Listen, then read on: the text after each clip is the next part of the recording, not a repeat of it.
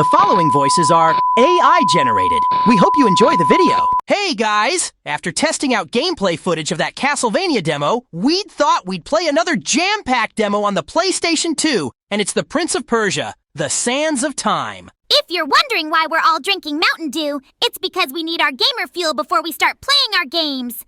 Unlike Knuckles, we prefer a sweet, citrusy soda instead of a nasty, super sugary energy drink. The regular green Mountain Dew isn't as thirst-quenching as a Baja Blast, but I can't say no to the go-to soda of video games. Boogie2-988 loves his gamer fuel, and so do us hedgehogs. Now let's play more demos. Wow, Ubisoft sure was a different company back then. Even the logo was different. Also, in the previous video, we mentioned that the Jampack demo discs had two versions, rating pending to mature and rating pending to teen. And this particular demo is in the rating pending to teen disc, or in the creator's words, one disc is yellow and the other is blue.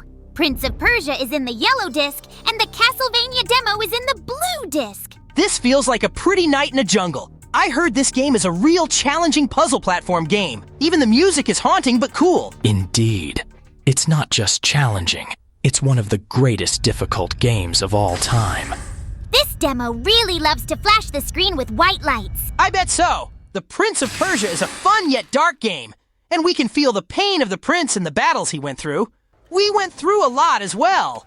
I had dozens of adventures with you two, and Tails and Knuckles. Since this game was made back in the early 2000s, that whoosh sound effect was everywhere, and this demo just so happens to be using it.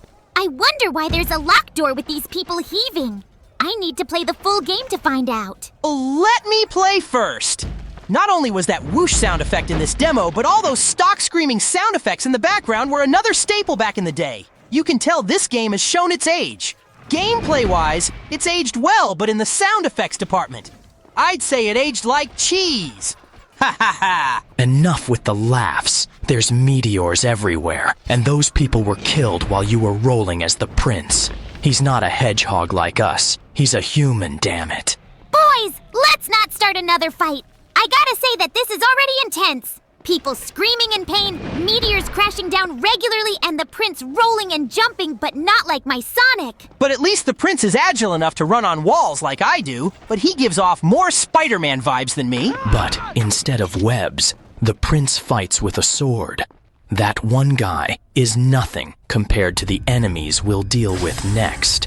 I swear to God, these flashes and suspense is really giving me goosebumps. Relax, Amy. These games are supposed to be intense. Even our own games can be full of adrenaline and fierce tenacity, especially at the end of each game. This is the part where we fight enemies. Get ready, hedgehogs. What the hell are these things? Zombies? And they appear to be male and female. The male enemies are sand eunuchs, and the women are sand courtesans. Basically sand people if they showed their faces, and the women were harems. Gotta love that look on the prince's face. Time to kick ass. Those sand courtesan ladies already sound funny when they get hit, and the prince sure loves to yell when he attacks. And using the sword makes these sand creatures turn back into, well, you know, sand. Anakin Skywalker would hate this game because he hates sand, just like he said in the Star Wars prequel movie, Attack of the Clones. I'm starting to think these sand creatures are together because they love each other, kind of like how my Sonic and I always fight in a team. The prince somehow didn't do his battle cry when he stabbed the sand eunuch.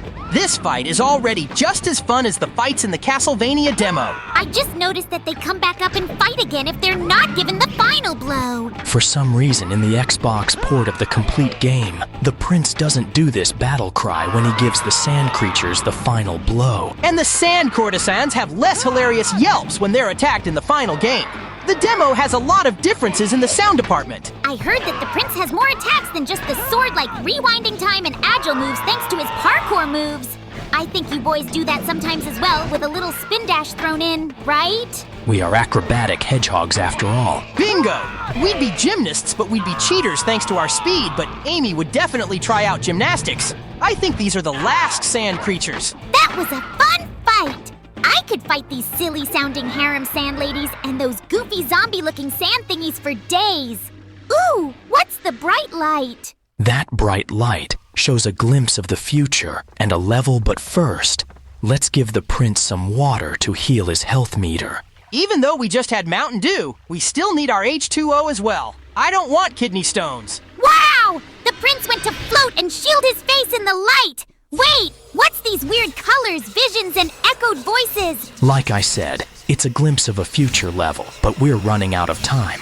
I know this is another test footage, but we'll do more videos of us playing games, but in depth. I hate to end this video short again, but Shadow's right. We promise that we'll play more games in the near future, and next time, we'll have our skit involve the funeral of our second channel, Juan AICL. We're just now gonna have pizza. And of course, Shadow loves his with cheese. Be sure to like, favorite, and share. Remember to click on the bell so you cannot miss new content. Stay tuned for more new videos and spread the word. We'll see you edgelords later. Peace out and rock on.